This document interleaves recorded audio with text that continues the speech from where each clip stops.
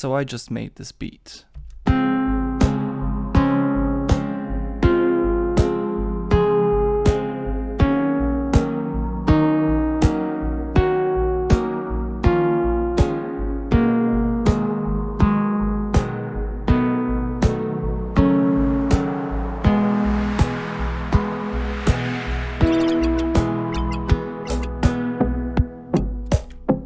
And I want to show you something that I find remarkable about some of the essence of this entire mix in terms of mixing. So this is between sound design and mixing video, and it is also kind of specific to Bitwig. You can do that in other DAWs, what I'm going to show you, but it's a bit more of a hassle in most DAWs. At least I know that I wouldn't do that in Cubase for very valid reasons. Let's start.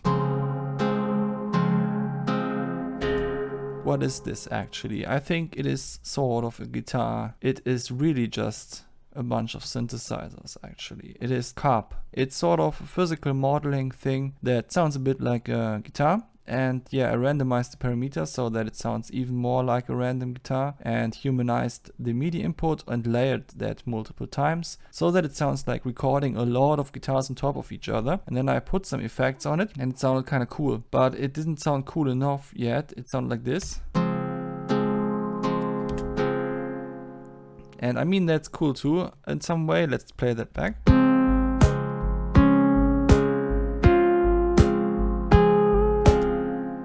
Okay, it's actually kind of really cool how naive and simple it is. It's like when it's not so sophisticated, it actually sounds quite nice and natural. So I have to consider going back to that in some way, or like reducing the amount of what's coming now, which is sort of a Reverb-Send thingy.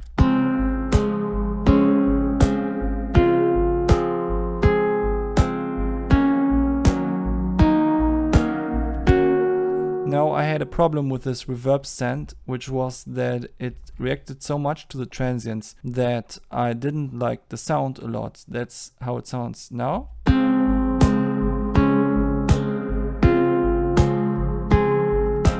That kind of makes the strums wishy-washy. I do want to hear the strumminess of those synthesizers, the thing that makes them sound like guitars, but I do want to have this reverb in it as well, just in a very tasteful way. Now what did I do? I put EnveLover on it, because this is a MIDI-Triggered plugin. It is a MIDI-Triggered gate to be precise here. Now, and if you wanted to make almost the same behavior in Bitwig, you would have to use Tool and an ADSR modulator and attach that to the volume and then tweak the settings.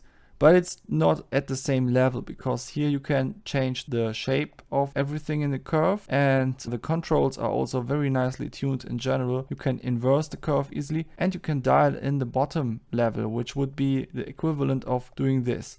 But you know, this is always relative to the original value.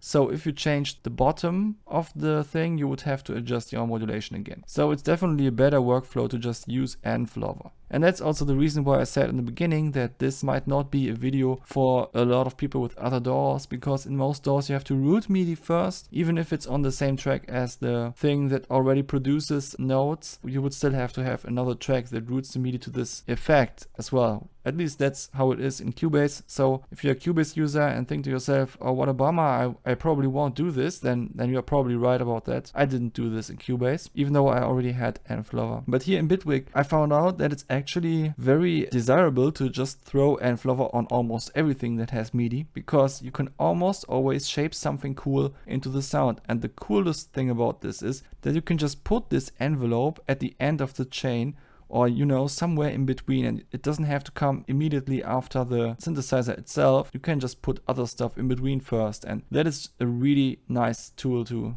shape the dynamics of a sound. And now what did I do specifically here? I added some attack to the envelope, so that every time a new note hits, it takes a while until the reverb gets to its full volume. And that, however, leaves space for the transients, and that's why the reverb sounds a little bit ducked when the transients kick in a MIDI way. And since MIDI is ultra precise, it is just as good as using audio-sidechain, or even better, because it doesn't need to have an envelope follower in order to work, so that it's always producing very consistent results. It's almost as if you had a transient shaper, but without the problem that transient shapers always have, where they sometimes don't react to a transient, or react to a transient that you didn't expect to be a transient.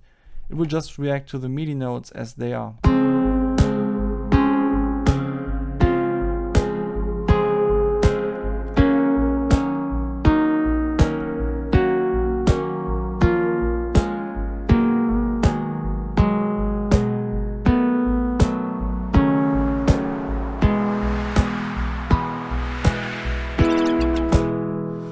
Nice! Now what do we have here? This is the lead melody and it plays over the chords. It is basically the same plugin again, this time no layering and also a little bit of humanizing, so you would think it is probably a bit of a similar sound. So what I did to change the sound was I used Fuzzploid, but a very subtle setting, as you've seen here, almost no drive, almost no fuzz, and a very low tone, so that it sounds a bit like a jazz guitar actually. And then of course EnveLover to soften the transient.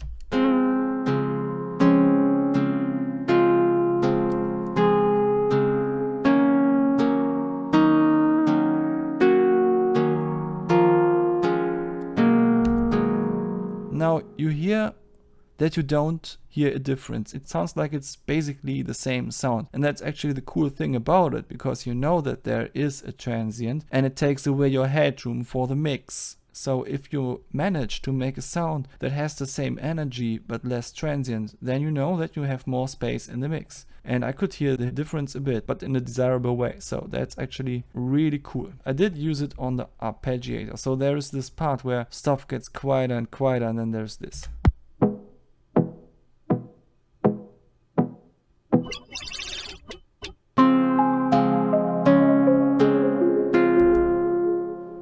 So I always feel like this is a really hard drop, like, but in a cool way, like hard in a soft sense, because there are these soft plucks. And then there is this soft swirly vocody sound. And you know, this is a bit techy, so you would think that it goes into something techy, but then it just straight up goes into something very soft, and then there is sort of a hard transition, but something that does make sense, because it's like flipping from this over to this and then back to a similar vibe. So it's like a little triangular shaped modulation. That's how I imagine it in my head. And these arps, of course, they should be very background. So EnveLover.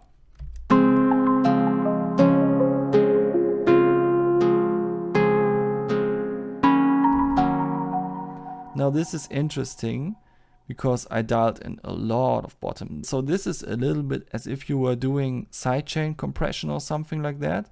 You know, this thing on kicks and snares where you always dial in a lot of the dry signal to don't make it too obvious that there is parallel compression. Yeah, this is a similar concept here. I just dialed in the softness and it created the softest sound ever. Then I realized it's just too soft, it doesn't have character anymore, so I dialed in back a lot of the character back, and it's just a subtle difference. Let's turn it off. Now I could hear that there were some sharp moments in that, like some, and I thought like, no one asked for that, so that's probably why I put the EnveLover there. Now that is just super smooth. Okay, so this is actually a very interesting one. Let's listen to the part. So from this flashy part, it goes to the chill part.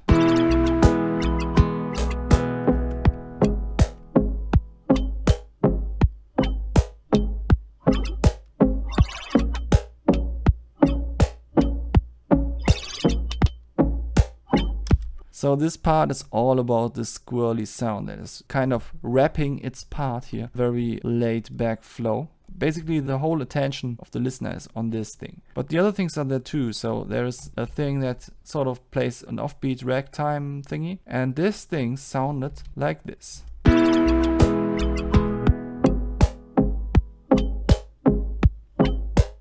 So it has sort of a transient-y thing to it, but it also has a lot of tonal stuff. And in this case, I actually found the transient to be very interesting. So I clicked on the inverse button, which inverses the curve. And that now means that the more attack you dial in, the more transient you get instead of less. And then you just have to use a very long decay so that the body doesn't come back too soon. And then you can dial in the bottom to actually get the tonal part back. So this is actually an instance of EnveLover where I used it the other way around, not to make things smooth, but to make things a little sharper. The reason why I did that was so that the body of the squirrely thing has more space to show itself, so that the ragtime is not the main character here, so it became more transient-y background kind of thingy.